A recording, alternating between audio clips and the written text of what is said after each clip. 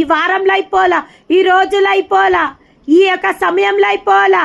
మనము దేవునికి కాలాలు సమయాలు నిర్ణయించేది కాదమ్మా. దేవుడు మన దీవెనలకు ఒక కాలంని నిర్ణయించిండు. ఆ కాలం నిశ్చయంగా జరుగుతుంది.